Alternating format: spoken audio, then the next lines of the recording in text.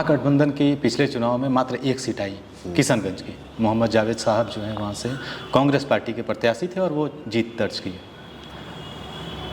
AIMIM वो party पिछले विधानसभा चुनाव 2020 के विधानसभा चुनाव से वहाँ लगातार काम कर रही है और वो दावा कर रही है विधानसभा के चुनाव में उनको एक अच्छी 5 विधायक वो जीत कर आते हैं। और इस बार अभी 2 दिन पहले उनके प्रदेश अध्यक्ष हैं अख्तरुल ईमान, उन्होंने ये घोषणा कर दी कि हम 11 सीटों पर चुनाव लड़ेंगे।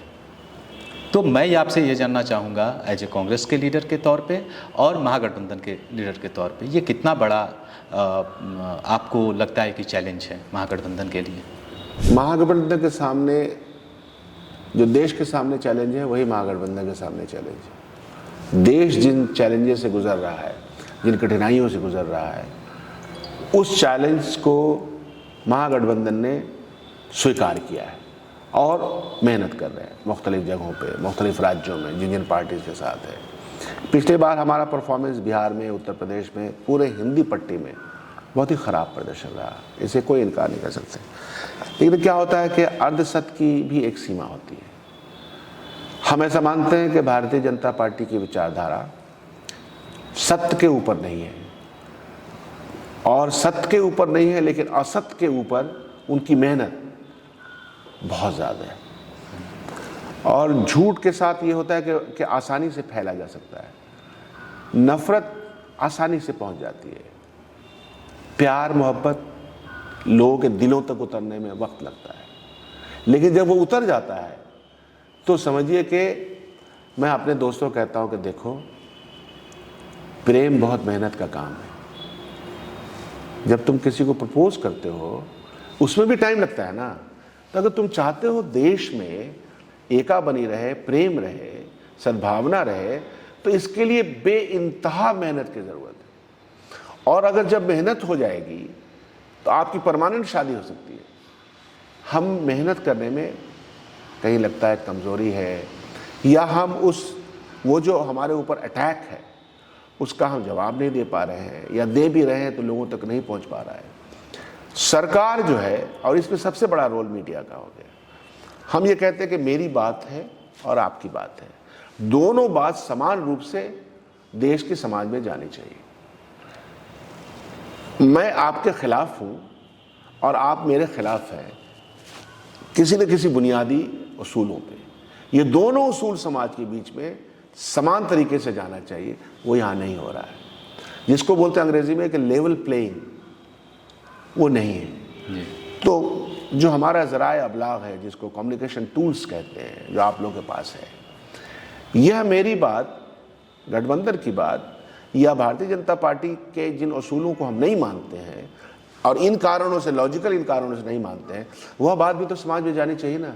लेकिन वो जा नहीं पाती है बोलने के बावजूद, क्योंकि हमारे पास वो टूल्स नहीं है, या टूल्स खरीदे जा चुके हैं, या टूल्स। और जाहिर सी बात है कि जिन लोगों ने ख़रीदा है इस टूल्स को, वो बहुत बड़े लोग हैं। वो इतने बड़े लोग हैं कि 20-20 चैनल के मालिक हैं। वो चैनल्स के मालिक हैं और उनका एक पूरा तंत्र फैला हुआ है, घर घर तक फैला हुआ है। और यह जो सरकार चल रही है उसके पास भी अपना एक भोंपू है जो गांव गांव तक जाता है। उनकी अपनी एक प्रसारण व्यवस्था है। सरकारी प्रसारण व्यवस्था में वो परोस रहे हैं अपने झूठ को, अपने फ्रेब को, अपने अर्धसत्य को, अपनी कल्पना को। हम उस कल्पना के खिलाफ या उस पर एक कोई सवालिया निशान खड़ा कर रहे हैं। सरकारी व्यवस्था पे, सरकार के चाल चलन पे, सरकार के कामकाज पे, लोगों के अंदर बैड गवर्नेंस को जो हम कहना चाह रहे हैं वो नहीं पहुंचा पा रहे हैं। तो एक लड़ाई है। यूट्यूब के माध्यम से या सोशल मीडिया के माध्यम से हम पहुंच पा रहे हैं, आप लोगों के माध्यम से हम पहुंच पा रहे हैं। बट बड़े पैमाने पे जो पहुंचने के टूल्स हैं, अभी जो इलेक्ट्रल बॉन्ड का मामला है, कंप्लीटली फ्रॉड और पैसे बनाए गए। कैसे कैसे जगह से पैसे आए, इन पैसों का इस्तेमाल क्या हुआ? भारतीय जनता पार्टी ने पिछले 10 सालों में 650 ज़िले में 3-3 करोड़ के, 4-4 करोड़ के उनके ऑफिस बन गए ना।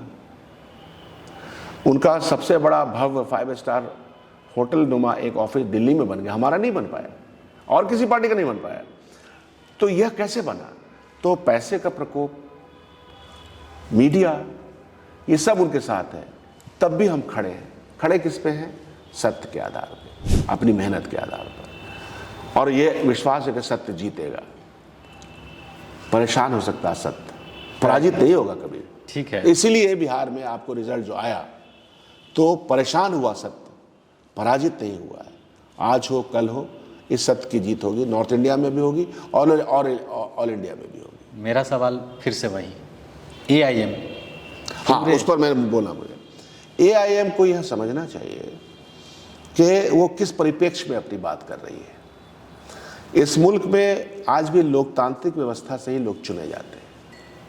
जमहूरियत के निज़ाम में अफराद तौले नहीं जाते, गिने जाते। ये वो तर्ज हुकूमत है जहाँ अफराद तौले नहीं जाते, गिने जाते हैं। आप किसको प्रोवोक कर रहे हैं? आप हिंदुस्तान की माइनॉरिटी को प्रोवोक कर रहे हैं। भारतीय जनता पार्टी हिंदुस्तान की मेजॉरिटी को प्रोवोक कर रही है। हम लोग क्या कह रहे हैं? हम लोग कह रहे हैं कि मेजॉरिटी माइनॉरिटी का सवाल नहीं है, सवाल देश को सही तरीके से चलाने का, देश को आइन के मुताबिक चलाने का है। ये इंडिया गठबंधन कह रही है, कांग्रेस पार्टी कह रही है, थ्रू आउट कह रही है, आज़ादी के ज़माने से लेकर आज तक कह रही है। उसके सारे नेता इस बात को कह रहे हैं, इस बात को कहने के लिए जान दे रहे हैं। तो यह प्रश्न है AIM के सामने भी कि आपका मंजरनामा क्या है? आप क्या समझते हैं कि इस जमहूरियत में एक सेक्शन से आप न तो आप सरकार बना सकते हैं, न तो आप सरकार के किसी भी बिल को पलट सकते हैं, आप चीखो पुकार कर सकते हैं। हम बोलते हैं कि जज्बात को बरंगेख्ता करने वाली तकरीर कर सकते हैं, आप बहुत उभार की बात कर सकते हैं, लेकिन अल्टीमेटली आपको ये इतनी समझ होनी चाहिए कि आपके इन बकवास का या इन बातों का, जज्बात को में घी का काम करने का से फायदा किसको होगा? भारतीय जनता पार्टी यही चाहती है। कोई भी कम्युनलिज्म किसी भी समुदाय की हो, किसी भी समाज की हो, कम्युनलिज्म एक दूसरे का पूरक होता है, फीडर है एक दूसरे का। हम लोग JNU में इस पर बहुत बहस होती थी, फीड करती है एक दूसरे को। तो AIM को यह समझना चाहिए। और अभी मैं था वहाँ हैदराबाद में जो लोग इनके वोटर्स थे वो उनकी तादाद बहुत घटती चली गई, क्योंकि इन्होंने देखा। फिर जहाँ जहाँ चुनाव लड़ते हैं वहाँ भारतीय जनता पार्टी को सीधे सीधे फायदा भी होता है। इनका सवाल क्या आता है कि मेरे नहीं रहने के बावजूद भी तो आप भाजपा से हारते हैं।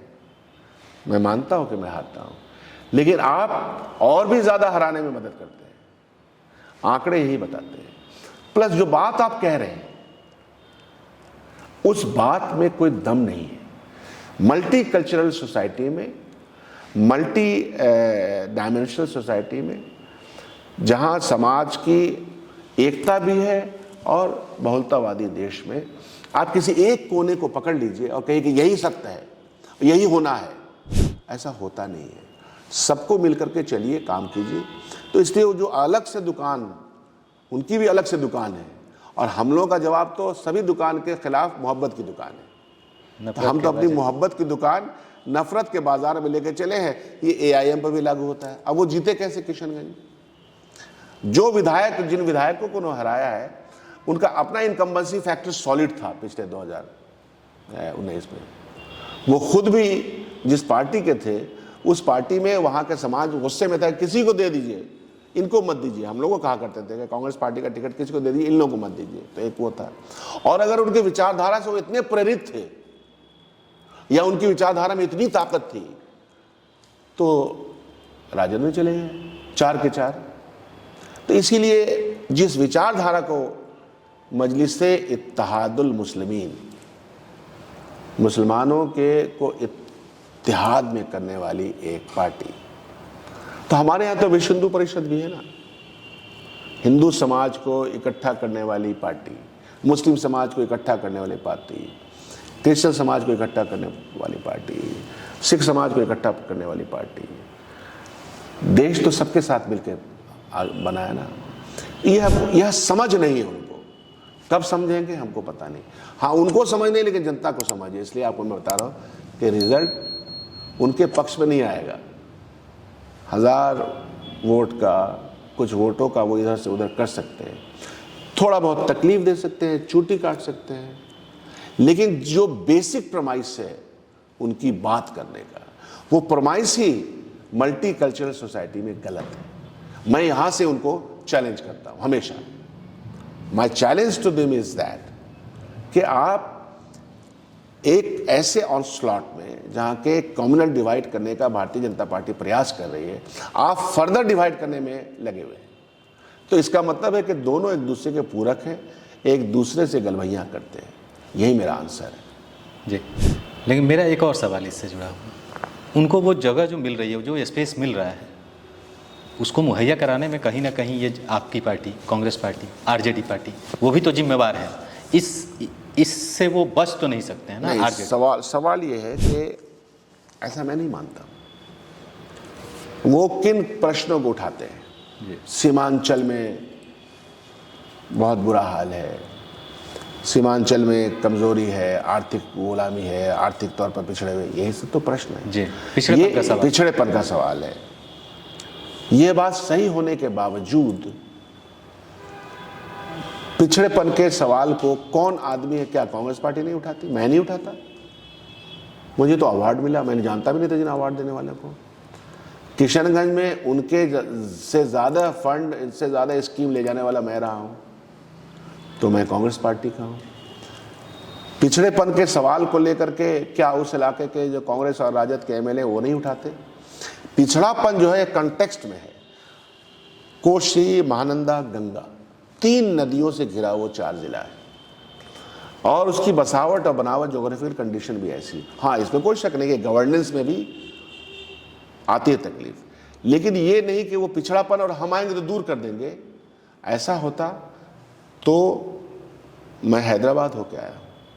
हैदराबाद में जहाँ ये लोग रहते हैं, हैदराबाद सिटी चमक रहा है, उसी सिटी के बगल में इनका जहाँ पे वर्चस्व है, जहाँ इनके एमएलएज हैं, उसकी हालत इतनी गैर क्यों है, इतनी बुरी क्यों है?